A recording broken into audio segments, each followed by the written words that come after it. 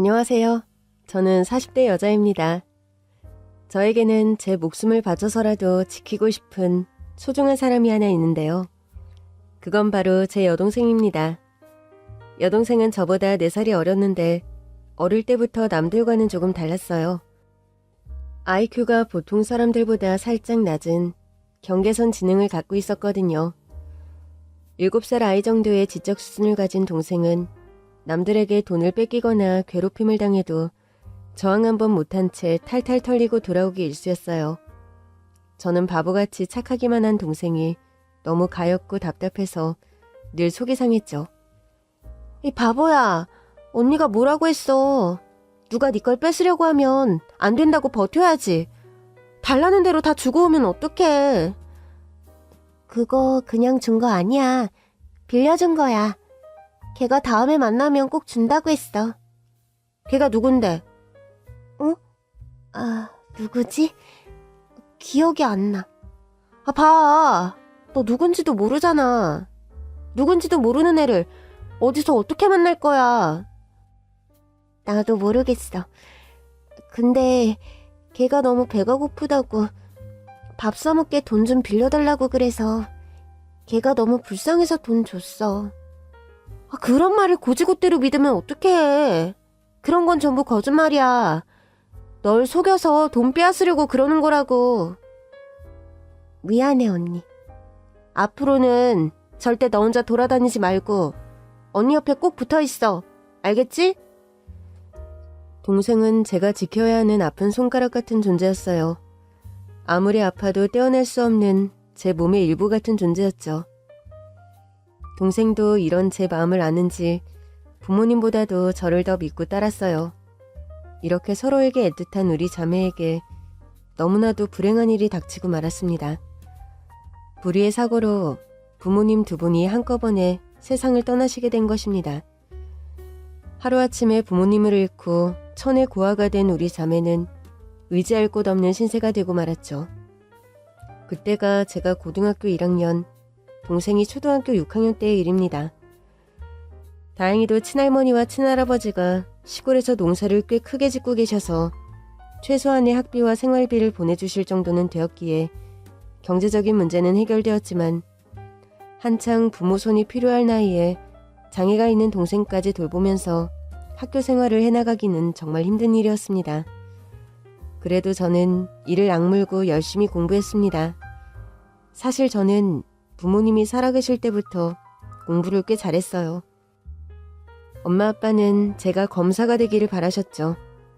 저 역시 법의 수호자인 정의의 검사가 되어 제 동생처럼 힘없고 약한 사람들을 이용하고 등쳐먹는 나쁜 사람들을 혼내주고 싶다는 꿈이 있었어요.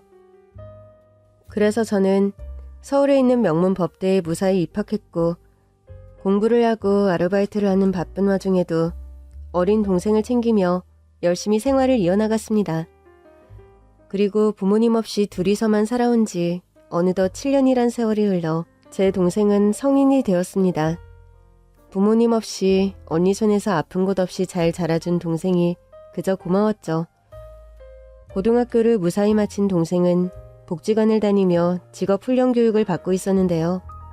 어느 날 복지관에서 돌아와 저에게 청천벽력 같은 소리를 하는 겁니다. 언니는 사랑이 뭔지 알아? 뭐? 사랑? 뜬금없이 웬 사랑 타령이야? 나 사랑이 뭔지 궁금해. 알고 싶어. 아이고, 네가 사랑은 알아서 뭐하게. 언니, 나 사실 사랑에 빠진 것 같아. 뭐라고? 사랑에 빠져? 누구랑? 어떤 남자가 나보고 너무 예쁘다고 날 사랑한대. 언니, 나 너무 행복해. 그 남자만 보면 가슴이 두근거리고 심장이 막 떨려. 이런 기분이 사랑일까? 저는 덜컥 겁부터 났습니다. 바보같이 순진한 제 동생이 또 누군가의 꿰매 속아 넘어간 게 아닌가 해서요.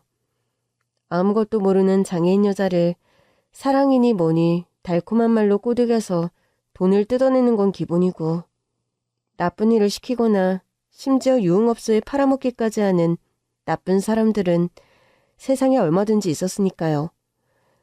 전 이 험한 세상으로부터 동생을 지켜야만 했어요. 이 바보야, 잘 들어. 이 세상 남자들은 전부 사기꾼 아니면 늑대야. 어릴 때부터 그렇게 당하고도 모르겠어? 그 남자 뭐 하는 놈인지는 모르겠지만 절대로 믿어서는 안 돼. 알아들었어? 아니야, 언니. 우리 상우 씨는 그런 남자 아니야. 얼마나 착하고 멋지다고. 동생의 눈빛을 보니 상우라는 그 남자한테 아주 단단히 빠진 것 같았습니다. 정말 큰일이었죠. 저는 급한 마음에 동생을 다그쳤습니다. 그 남자 어디서 만났어? 뭐 하는 사람이야? 어떻게 알게 된 거야? 그랬더니 동생이 뾰로 통해져서는 정말 뜻밖의 말을 하더군요. 언니가 직접 물어봐. 왜 나한테 화를 내? 안 그래도 상우 씨가 언니 만나고 싶다고 했어. 만나서 결혼 허락받고 싶대. 뭐?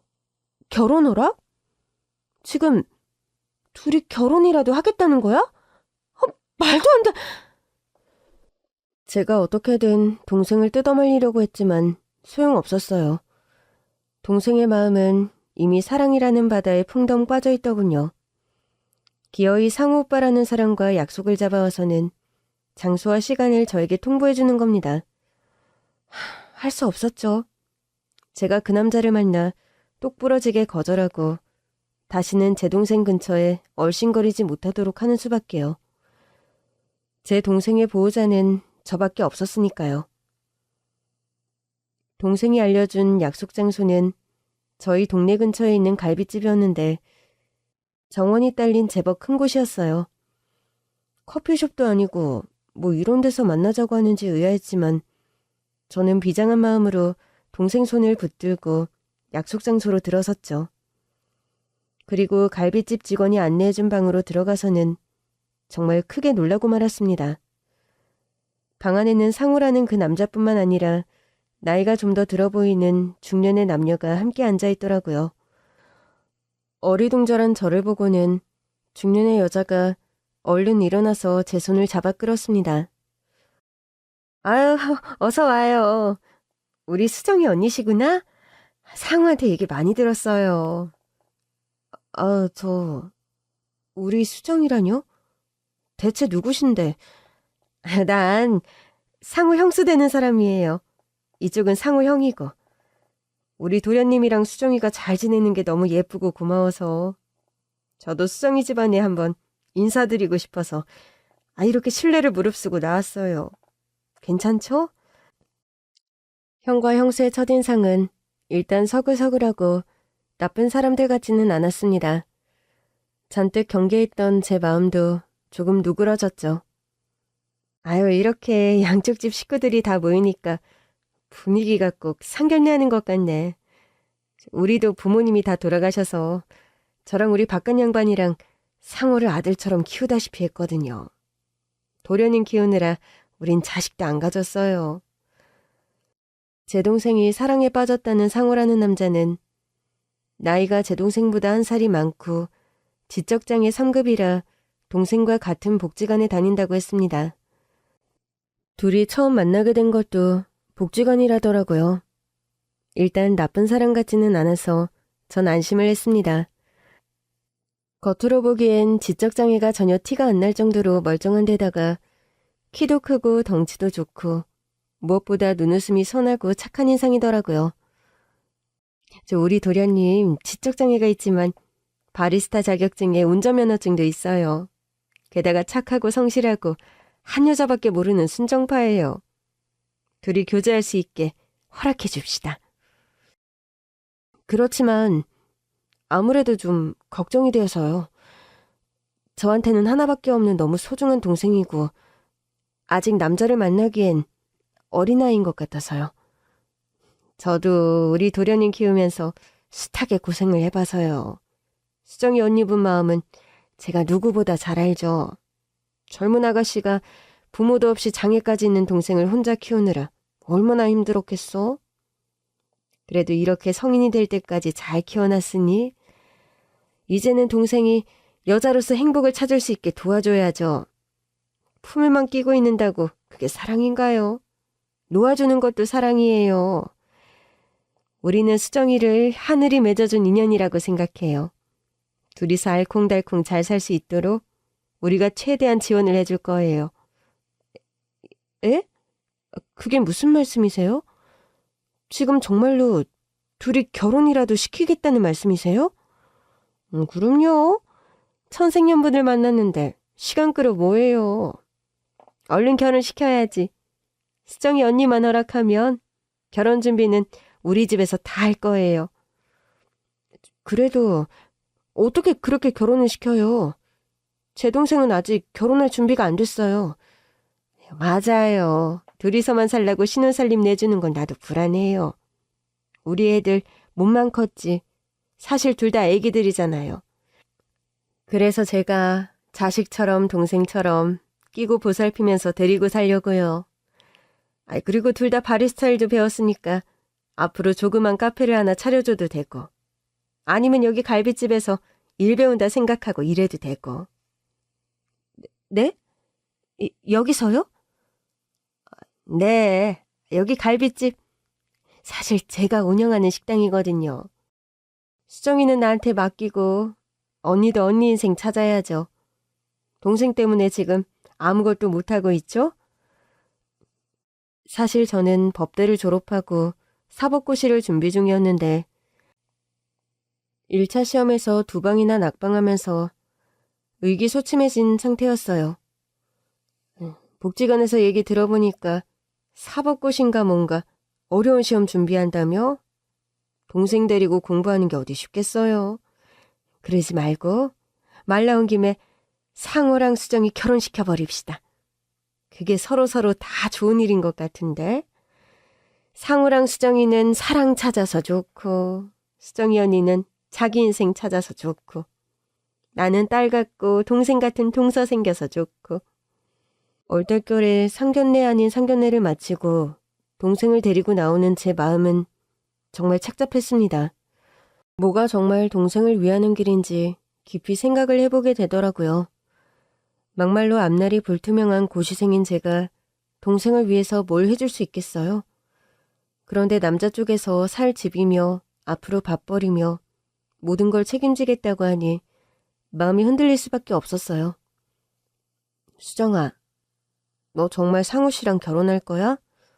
응, 나 상우 씨랑 결혼해서 같이 살 거야. 그럼 언니랑은 헤어져야 되는데 그래도 괜찮겠어? 그럼 원래 결혼하면 남편 따라가서 남편이랑 사는 거야.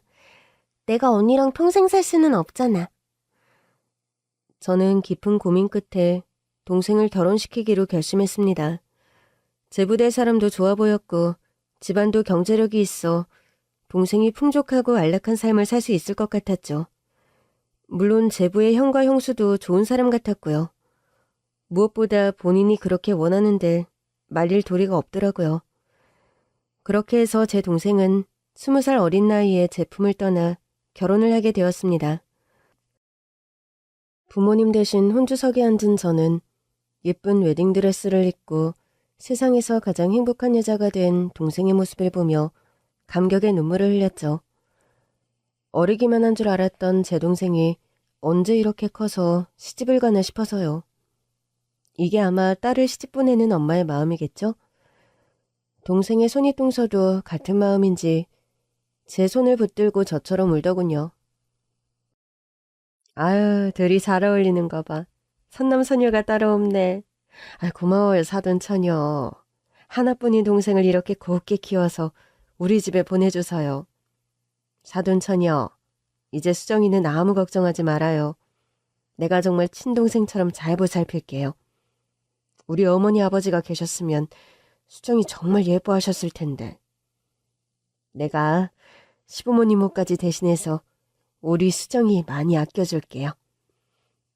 감사합니다.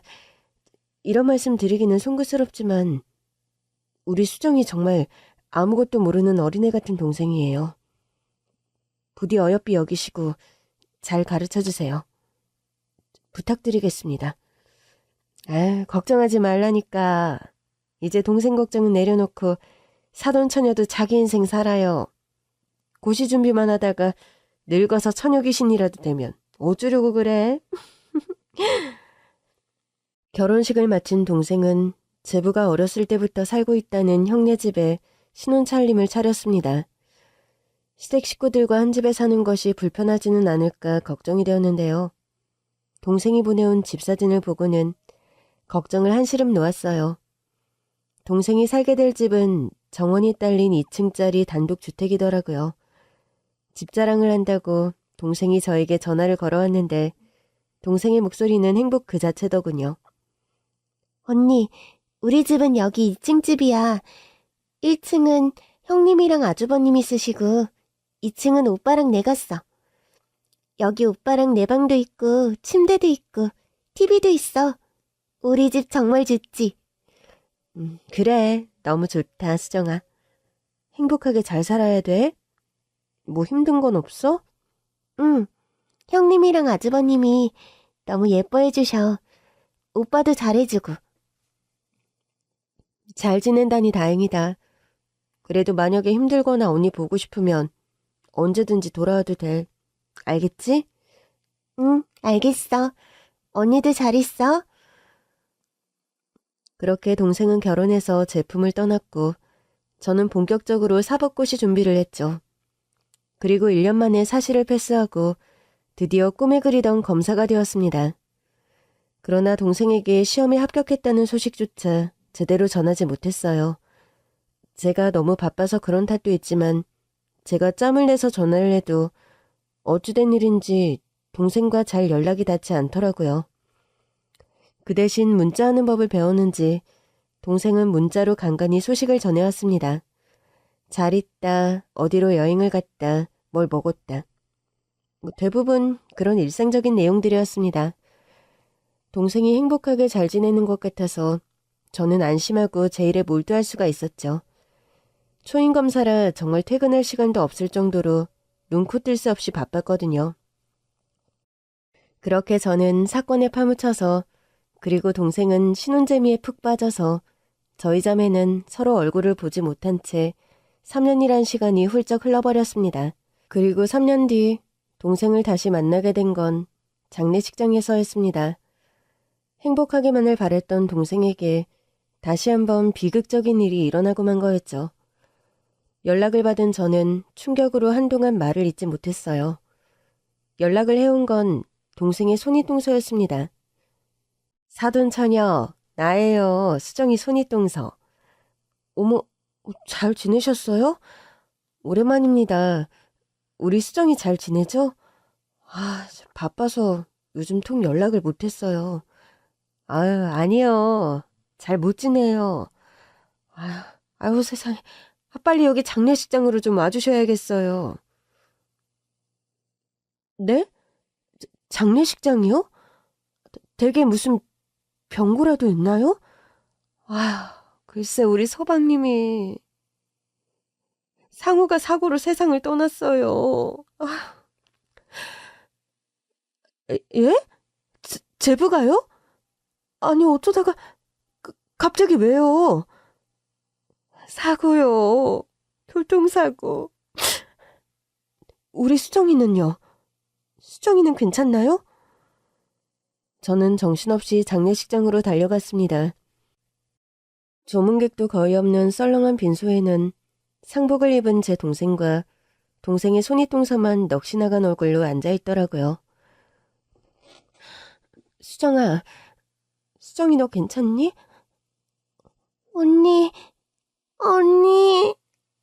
언니 많이 바빠서 못 온다더니 여기를 어떻게 왔어? 당연히 와야지. 무슨 소리야. 누가 그래. 언니 바쁘다고. 우리 형님이 언니는 바빠서. 동생이 뭔가 얘기하려는데 동생의 손윗동서가 얼른 말을 막고 나서는 겁니다. 사돈처녀 와주셔서 고마워요. 사람을 정말 한치 앞을 모른다고 하더니 보시다시피 이렇게 우리 서방님이 저 세상 사람이 됐지 뭐예요? 대체 어떻게 된 거예요? 우리 내외랑 서방님이랑 동서랑 다 같이 여행 갔다가 돌아오는 길에 차 사고가 났어요. 네 분이 한 차에 타고 있었다는 거예요? 운전을 누가 했는데요?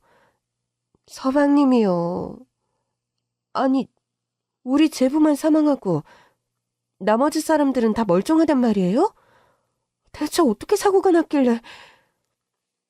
수정이랑 저는 뒷자리에 타고 있어서 다친 데 하나 없이 멀쩡해요. 조수석에 타고 있던 우리 집 양반은 지금 병원에 입원 중이고요. 우리 서방님만 그렇게 됐네요. 자초지종을 들어보니 제부가 운전을 하고 가다가 고속도로에서 갑자기 튀어나온 앞차를 피하지 못하고 그대로 들이받았다고 하더군요. 밤인데다가 제부가 운전미숙으로 제대로 대처를 하지 못한 모양이더라고요. 불행 중 다행인 것은 제부가 들이받은 상대방 차량에는 인명피해가 없었다는 거였어요. 아니, 밤길에 그것도 위험한 고속도로를 왜 제부더러 운전을 하라고 시키셨어요? 도대체 왜요? 우리 서방님이 원래 운전하는 걸 좋아해요. 본인이 하겠다고 하도 우기는 바람에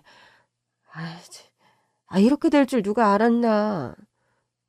수정아, 너는 괜찮아? 정말 다친 데 없어? 저는 동생을 붙들고 여기저기를 살폈습니다. 천만다행으로 동생은 긁힌 곳 하나 없이 멀쩡하더라고요. 다만 사고 때문인지 정신적으로 큰 충격을 받아서 부분적으로 기억에 문제가 생겼다고 했습니다. 수정이가 많이 놀랐는지 사고 당시를 기억을 못해요. 그래도 안전벨트를 잘하고 있어서 안 다친 게 어디야? 아우, 우리 서방님만 불쌍해서 어떡해. 결혼해서 잘 살고 있겠거니 믿고 안심했는데 동생에게 이렇게 큰 비극이 닥치다니 정말 어떻게 위로를 해야 할지 모르겠더군요. 동생은 충격에 휩싸인 듯 별 말도 없이 그저 멍하게 넋을 놓고 앉아만 있더라고요. 동생과 제부가 워낙 금슬이 좋았던지라 동생의 상실감은 더욱 큰 것 같았어요. 사랑하는 남편을 잃은 가여운 동생을 혼자 둘 수 없어 초상을 치르는 내내 동생 옆을 지키며 마지막 장례 절차까지 모두 함께했습니다. 그리고 납골당에 제부를 모신 후 저는 동생에게 함께 집으로 돌아가자고 했습니다. 수정아, 언니랑 우리 집으로 돌아가자. 이제 그 집에 가봐야 제부는 없어. 이 세상 사람 아닌 거 너도 알잖아. 그치만 난 상우 오빠랑 살던 집으로 가고 싶어. 거기가 내 집이야. 수정아, 언니가 안심이 안 돼서 그래. 당분간만이라도 언니랑 같이 지내는 게 어때? 아니야. 나 우리 집에 가서 해야 할 일이 있어. 수정아, 정신 차려. 지금 이 상황에 무슨 할 일이 있다는 거니? 그러지 말고 언니랑 가자, 응? 싫어. 싫다고. 그러자 동생의 손윗동서가 얼른 나서서 동생을 거들더군요. 아유, 사돈처녀, 관둬요. 수정이도 결혼을 했으니 엄연한 출가 외인인데 남편 저 세상 떠나자마자 친정으로 데려가는 건 좀 아니죠. 그러면 우리 상우 서방님이 하늘에서 얼마나 슬퍼하겠어요. 그래도 걱정이 돼서 당분간만 제가 데리고 있다가 몸 좀 추스르게 하고 바로 보내면 안 될까요? 그래도 그건 경우가 아니지. 수정이는 이제 곧 죽어도 우리 집 귀신이니까 내가 책임지고 데려갈게요. 사돈 처녀는 빠져요. 나 괜찮아, 언니. 상우 오빠랑 같이 살던 우리 집으로 돌아갈래.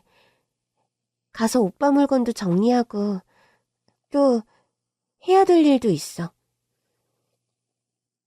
동생은 그렇게 같이 가자는 저의 손길을 뿌리치고 동서와 함께 자신이 살던 집으로 돌아갔습니다.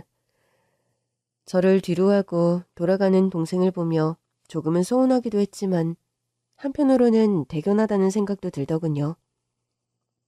비록 젊은 나이에 남편을 잃고 과부가 되고 말았지만 한 남자의 아내로서 끝까지 도리를 지키려고 하는 동생의 깊은 사랑이 느껴져서 더는 말리진 못하고 동생의 뜻대로 하게 할 수밖에 없었죠. 그렇게 제부의 장례식이 끝나고 한 달쯤 지났을 무렵 동생이 너무 걱정됐던 저는 무작정 동생의 집을 찾아가 보기로 했습니다. 동생이 전화를 해도 통 받지를 않고 문자에 답장도 없었거든요. 너무 슬퍼서 우울증이라도 온 건 아닌지 걱정이 되더라고요. 예전에 동생의 손윗동서가 알려준 주소로 찾아가니 동생이 보내준 사진대로 깔끔하게 잘 지어진 2층 주택이 나오더군요. 계세요? 마침 대문과 현관문이 모두 열려있어 살며시 들어갔는데요. 안에서는 대청소라도 하는지 집안이 온통 난장판이더라고요. 그리고 동생을 윽박지르는 손윗동서 목소리가 밖에까지 쩌렁쩌렁 울렸습니다. 예, 수정아, 너 자꾸 고집 피울 거야? 내 말 들어야지. 안녕하세요. 저 수정이 언니예요. 아이고 깜짝이야. 사돈천이요. 연락도 없이 여긴 어쩐 일이에요. 남의 집에 올 때는 미리 연락을 하고 오는 게 예의 아니야? 더구나 사돈댁인데. 놀라셨다면 죄송합니다. 수정이가 연락이 통 되질 않아서 걱정이 돼서요. 근데 무슨 대청소 중이신가 봐요? 보다시피 지금 좀 바빠요. 손님 맞이할 정신이 아니라고 우리가. 동생네 집안은 정말 발 디딜 틈도 없이 난장판이었어요. 갑자기 방문한 게 미안해질 정도로 모든 물건들이 다 바닥에 떨어져 나뒹굴고 있더라고요. 뭐 잃어버린 물건이라도 찾는 중이세요? 그게 아니고 서방님 물건을 좀 정리하는 중인데 수정이가 이렇게 고집을 부리네요. 아주 힘들어 죽겠어. 네? 수정이가 고집을 부리다니요. 그게 무슨 말씀이신지. 죽은 사람 물건을 끌어안고 안 버리려고 저난리지 뭐야? 죽은 사람 물건은 다 태워줘야 해. 그래야 우리 서방님이 극락왕생하지.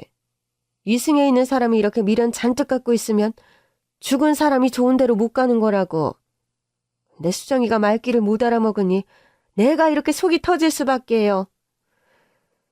상황을 보니 동생의 손윗동서가 제부의 물건들을 정리하려는데 동생이 완강히 거부하는 상황인 것 같더라고요. 수정아, 그러지 말고 정리할 건 정리하자. 너 마음 아픈 건 잘 알겠지만 이러면 너만 힘들어져. 형님 말씀 들어야지. 싫어. 이건 우리 상우 오빠 거야. 절대 안 돼. 형님한테도 안 줄 거야. 동생은 제부의 옷을 끌어안고 절대 놓지 않더라고요. 억지로 빼앗으면 수정이 마음의 상처가 더 클 것 같았습니다. 아무래도 억지로 빼앗으면 수정이가 더 흥분할 것 같은데요.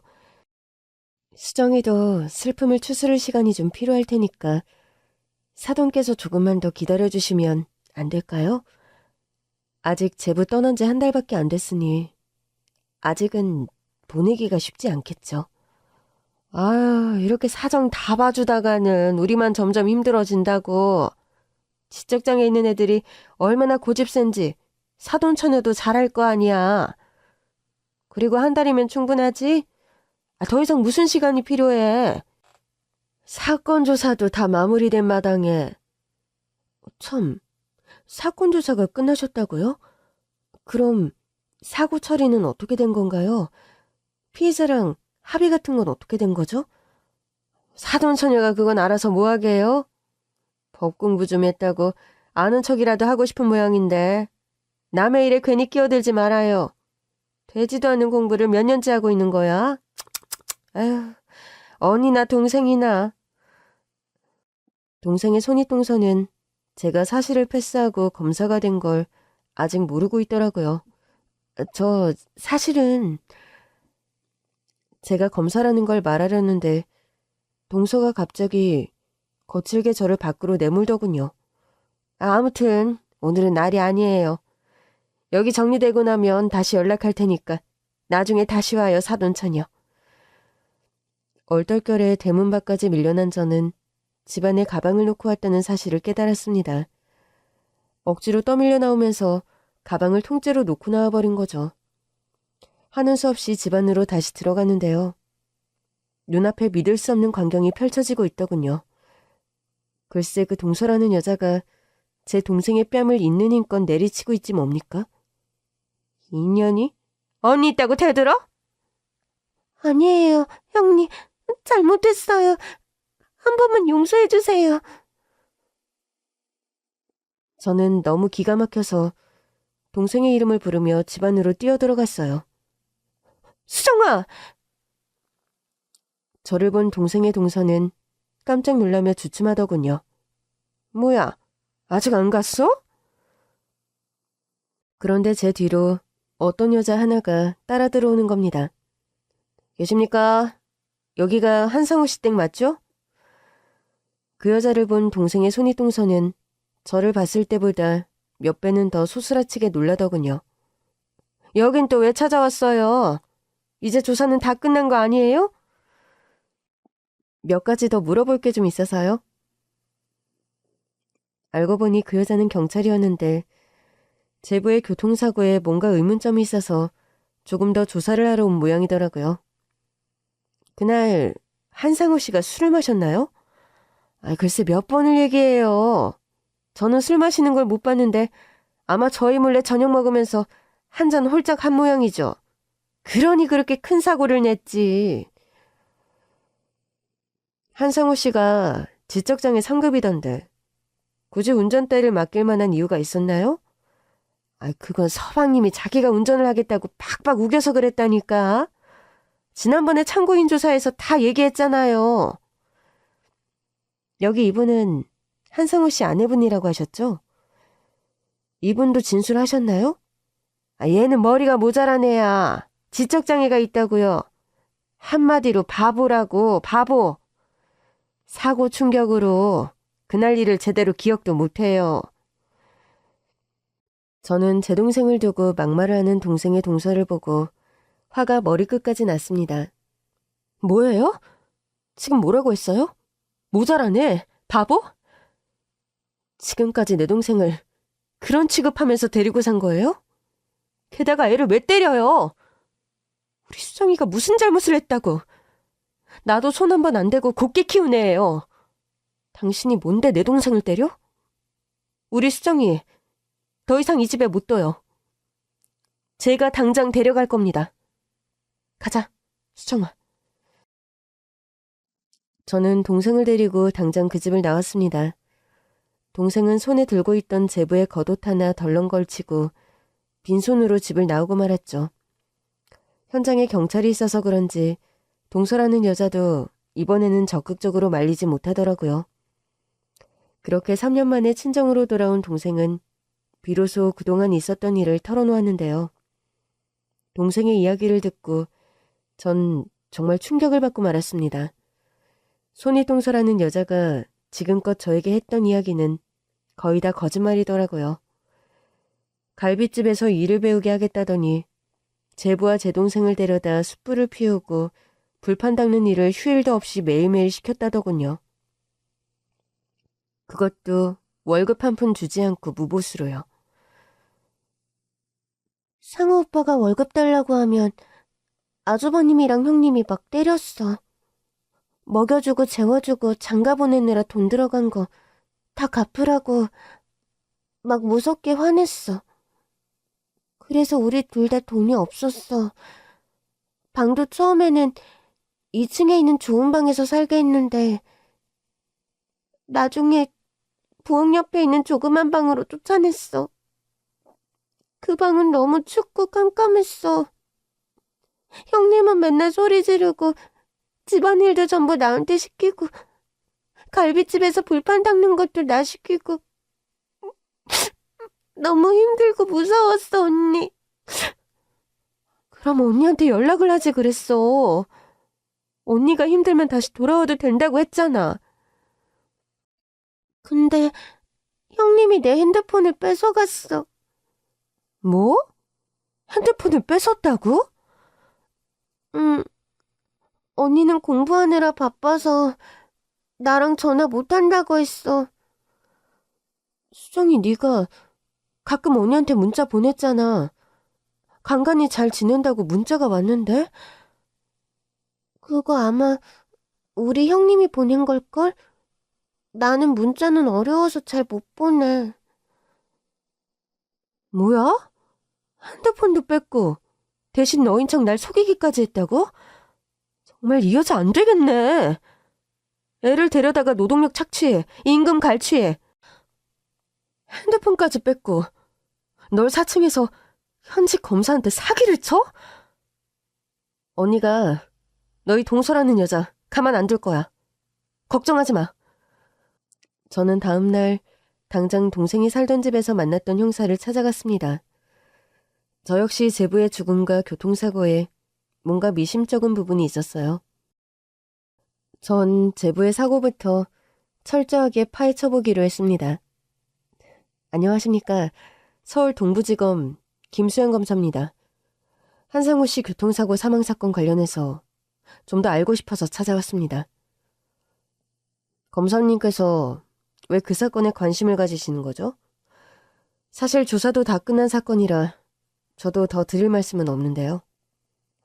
사실 사망한 한상우 씨가 제 제부입니다. 사망자 아내인 김수정이 제 동생이고요. 조금이라도 의심스러운 부분이 있다면 밝혀주고 싶어서 그래요. 근데 사실 저도 무슨 결정적인 증거가 있어서 그러는 건 아닙니다. 그냥 마음에 걸리는 게 좀 있어서요. 그게 뭐죠?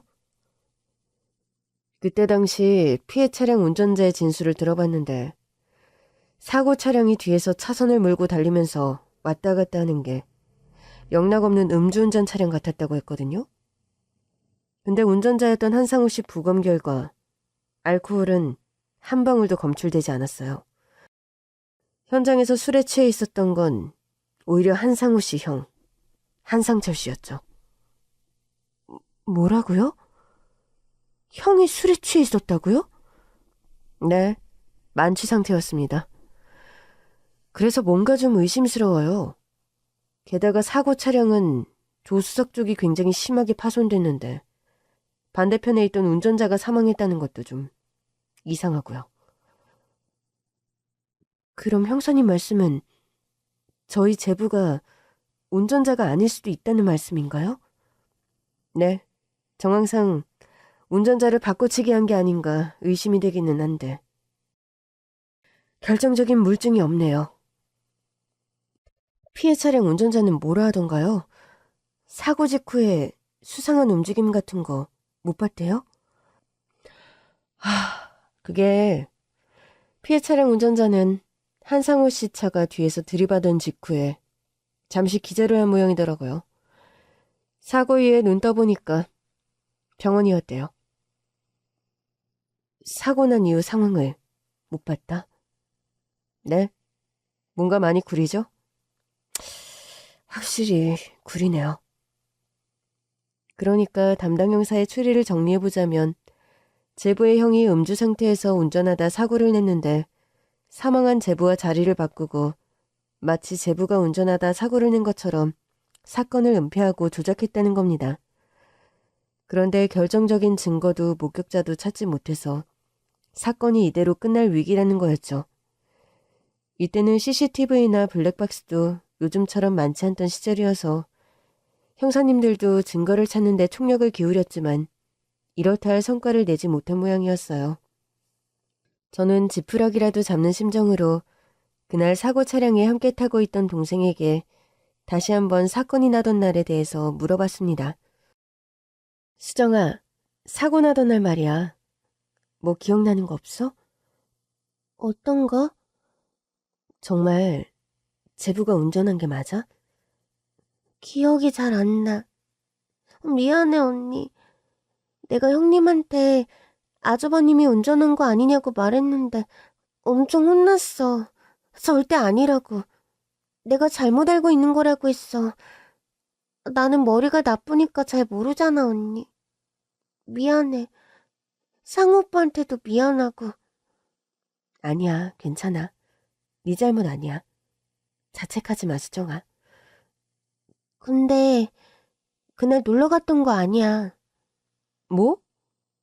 그럼 어디 갔는데? 갈비집에서 늦게까지 일하고 집에 가는 길이었어. 결혼하고 나서 가족끼리 놀러 간 적은 한 번도 없었어. 동생의 말을 듣고 저는 가슴이 찢어질 듯 아팠습니다. 미안해. 언니가 너무 무심했어. 언니는 너가 시집가서 그냥 행복하게 잘 사는 줄만 알았어. 이게 다 언니 잘못이다. 그런 결혼 애초에 시키는 게 아니었는데. 미안해. 이제 다시는 너 아무 데도 안 보내. 언니가 꼭 지켜줄 거야. 저는 동생을 끌어안고 후회와 자책의 눈물을 흘렸습니다. 그렇게 나쁜 여자의 가모니설에 속아서 어린 동생을 그런 집에 시집 보내 고생을 시키고 과부를 만들었다니. 부모님이 하늘에서 보시고 뭐라고 하실지 정말 부모님 별낯이 없더라고요. 그런데 제가 미안함에 눈물을 흘리던 그때 동생이 정말 뜻밖의 말을 꺼내는 겁니다. 근데 언니, 그날 내가 형님 몰래 사진을 찍었어. 뭐? 뭐라고? 상우 오빠 카메라로 내가 그날 밤 차 안에서 사진을 찍었다고. 정말이야? 응. 나중에 언니 보여주려고 사진을 찍어놨거든. 동생은 얼른 일어나서 동선의 집에서 나올 때 걸치고 나온 제부의 옷을 가져오더군요. 그 옷 주머니 안에서 동생이 꺼내준 것은 다름 아닌 소형 디지털 카메라였습니다. 그리고 그 안에는 놀라운 증거가 담겨 있었죠. 이거 상우 오빠가 복지관 선생님한테 빌린 건데 오빠가 나중에 선생님한테 다시 돌려줘야 하니까 잃어버리지 말고 잘 갖고 있으라고 했어. 그래서 오빠 옷 속에 잘 숨겨놨지. 근데 형님이 자꾸 찾아내려고 온 집안을 뒤집어 엎어서 무서웠어. 그런 거였구나. 잘했다. 우리 수정이 너무 잘했어. 수정이 덕분에 결정적인 증거를 확보했어. 이제 언니가 이걸로 나쁜 사람들 꼭 벌받게 할게. 이제와 생각해보니 제가 동생을 찾아 그 집에 간 그날도 동서라는 여자는 이 증거품을 찾겠다고 온 집안을 난장판으로 만들고 동생을 쥐잡듯이 잡고 있던 거였습니다. 이제야 뭔가 앞뒤가 안 맞던 퍼즐이 들어맞는 것 같은 느낌이 들더군요. 저는 당장 두 부부를 검찰 조사실로 소환했습니다. 물론 제 신분은 숨기고요. 부부는 난데없는 검찰 소환에 많이 당황한 것 같았습니다. 뭔가 찔리는 것이 있는지 괜히 흥분해서 오버액션하는 게 눈에 뻔히 보이더라고요. 다 끝난 사고를 가지고 언제까지 사람을 괴롭힐 작정이에요? 경찰에서 조사 다 끝내고 사건 종결시켰는데 왜 또 검찰에서 사람을 불러대냐고. 우리 박간 양반 지금 병원에서 태어난 지 일주일도 안 됐어요. 교통사고는 후유증이 무서운 거 다들 알죠? 이러다가 사람 도로 아프기라도 하면 검찰에서 책임져 줍니까? 예? 담당 검사가 누구야? 당장 검사 나오라고 해. 저는 조사실 문을 열고 두 부부 앞에 섰습니다. 두 사람은 갑자기 제가 튀어나오니까 정말 깜짝 놀라더라고요. 아니 사돈처녀. 사돈처녀가 여기는 웬일이야? 뭐 현장학습이라도 온 거야? 뭔 검찰청에 현장학습이 있어? 지금 장난해? 아무 상관도 없는 이 아가씨 말고 담당 검사 불러오라고. 여기 왔잖아요. 뭐야? 제가 이 사건 맡은 담당 검사라고요. 추가로 조사할 게 있어서 두 분을 부른 겁니다. 그러니까 소란 그만 피우시고 성실히 조사에 임해주시죠. 아니, 뭐야. 그러니까 사돈처녀가 검사란 말이야? 어머머, 아유, 사법고시 공부한다더니 정말 검사가 된 거야? 네, 저 진짜 검사 맞으니까 이제 그만 놀라시고요. 조사 시작해도 되겠죠? 이것 봐 사돈처녀. 알다시피 우리는 잘못한 거 하나도 없어. 차 사고가 나서 가족을 잃고 우리까지 죽을 뻔했다고. 우리도 따지고 보면 피해자야. 안 그래요? 가해자는 우리 서방님인데 우리 서방님은 이미 저 세상 사람인 걸 어떡하라고. 가해자가 죽으면 공소권 없음. 뭐 그런 거잖아요. 경찰에서도 그랬어요. 가해자가 사망했으니까 상속 안 받으면 책임질 일도 없다고. 그래요? 법에 대해서 꽤 잘하시네요. 공부 많이 하셨나 봐. 공부는 무슨 공부? 경찰에서 그렇게 말했다니까. 그럼 이걸 보고도 그런 말씀이 나오실까요? 저는 조사실 책상 위로 미리 준비한 사진 몇 장을 늘어놓았습니다. 그건 물론 동생이 제보의 카메라로 몰래 찍은 사진들이었죠. 사진을 본 두 사람은 귀신이라도 본 것 마냥 소스라치게 놀라더군요. 아니, 이게 뭐예요? 이런 사진이 어떻게 찍혔지? 동생이 찍은 사진 속에는 그날 운전석에 누가 앉아 있었는지 너무도 선명하게 나와 있었던 겁니다. 자, 사진 잘 보세요. 운전석에 앉은 사람, 한상철 씨 본인 맞죠? 이게 전가요? 저는 잘 모르겠는데. 여기 백미러에 본인 얼굴 선명하게 찍혔는데 모른다고요? 이거 당신 맞잖아. 조수석에 앉은 건 우리 제부 한상호고 당신이 그날 음주운전으로 사고 낸 다음에 동생 사망한 거 보고 운전자를 바꿔치기 한 거 아니야? 그날 병원 기록 보면 한상철 씨 혈중 알코올 농도가 면허 취소를 훨씬 뛰어넘는 수준이에요. 사고 당시 한상철 씨가 만취 상태였다는 119 구조대원의 증언도 있고요. 당신 지금 음주운전으로 사망사고 낸 거야. 그래놓고 죽은 동생한테 죄를 덮어씌우기까지 한 거라고.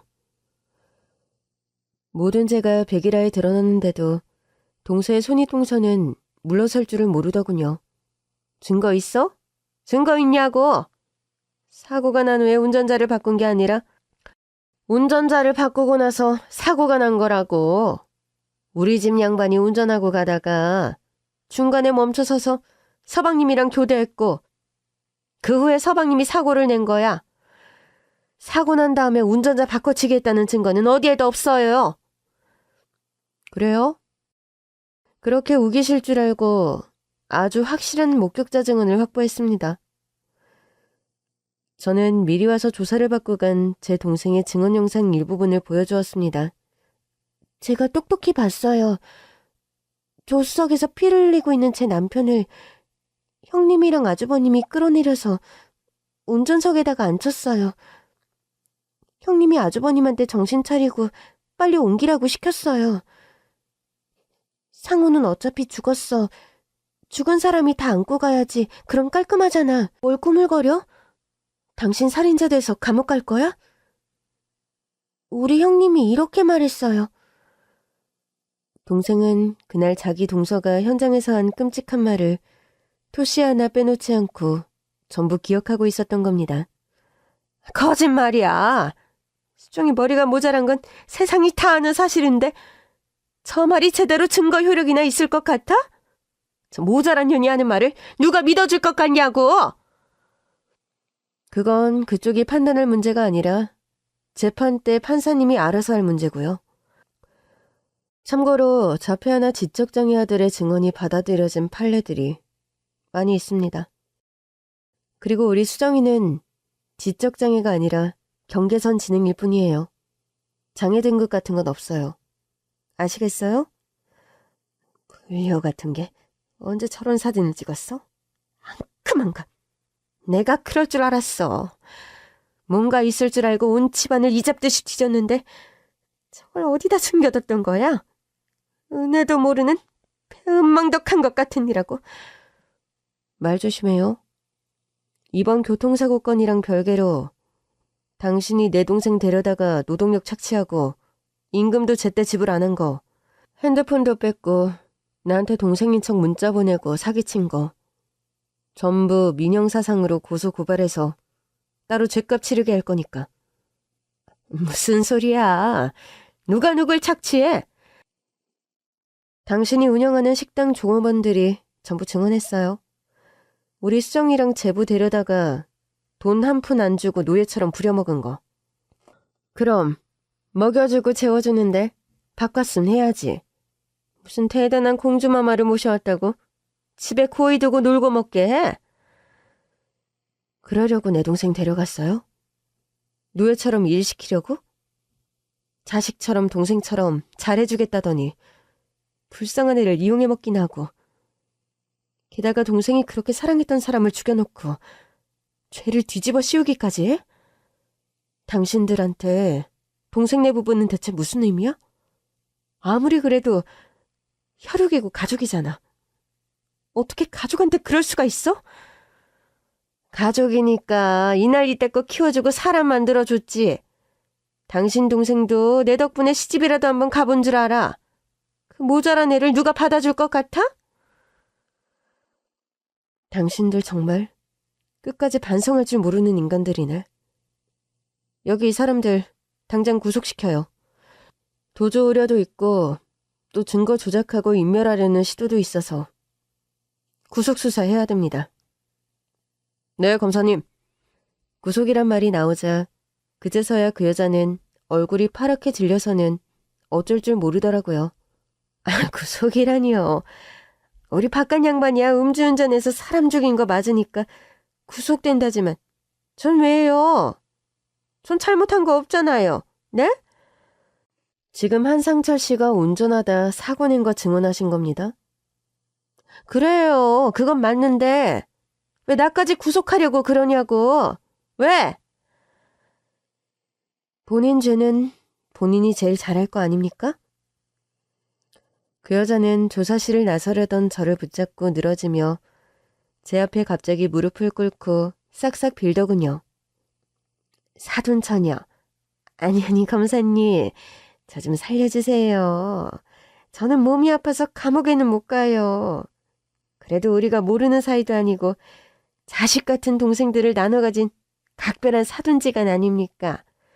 저 정말 수정이한테 잘해주려고 노력 많이 했어요. 일 시킨 거? 아이 그거는 내가 살림을 너무 못하니까 일 좀 가르치려고 그런 거지. 내가 애 괴롭히려고 구박하려고 그런 건 아니라고요. 수정이한테 물어봐요. 내가 얼마나 잘해줬는지. 네? 검사님, 제발 한 번만 살려주세요. 응? 제발요. 응? 더 하실 얘기 있으시면 법정에서 하시죠. 거기서 시시비비가 다 가려지겠죠? 잘못한 거 없으니까 걱정 없으시겠네요. 그렇게 구속된 두 부부는 엄중한 법의 심판을 받고 지금 감옥에서 죗값을 치르는 중입니다. 제 동생의 증언이 법정에서 결정적인 역할을 했죠. 수정이는 자기의 증언 덕분에 남편이 누명을 벗을 수 있었다며 정말 기뻐했습니다. 그렇게 사건이 마무리된 후 수정이는 제2의 인생을 준비하고 있어요. 저는 수정이가 집 근처에 작은 카페를 열 수 있게 도와주었어요. 카페를 여는 건 수정이의 오랜 꿈이었어요. 복지관에서 바리스타 자격증까지 따고 오랫동안 준비해왔거든요. 물론 남편과 함께 했으면 더욱 좋았겠지만 혼자서도 씩씩하게 잘해나가겠다고 해서 대견하고 기특한 마음뿐입니다. 언니, 상우 오빠가 하늘에서 지켜봐주고 있으니까 걱정 없어. 나 잘할게. 진짜 잘할 수 있어. 물론 예나 지금이나 동생은 바보입니다. 바보 중에서도 아주 착한 바보죠. 동네의 어려운 노인들에게 공짜로 커피를 막 드리거든요. 리어카를 끌고 가는 청소부 아저씨나 택배기사님께도 가끔 시원한 음료수를 한 잔씩 공짜로 막 드립니다. 제가 속이 답답할 때가 한두 번이 아니에요. 야, 이 바보야. 그렇게 다 퍼주면 뭐가 남니? 넌 뭐 땅 파서 장사하냐? 그래도 어떻게 해. 힘들어 보이는 사람들한테 커피 한 잔씩 선물해주고 싶은데. 그런 동생을 보며 전 깨달았어요. 동생의 카페가 늘 적자인 이유는 동생이 경계선 지능을 가져서가 아니라 그저 동생의 착한 천성 때문이라는 걸 말이죠. 동생의 착한 마음이 때묻지 않도록 언제까지나 동생 옆에서 제가 든든하게 지켜줄 겁니다. 힘든 일을 겪고 한층 더 단단해진 저희 자매 많이 응원해주세요. 감사합니다.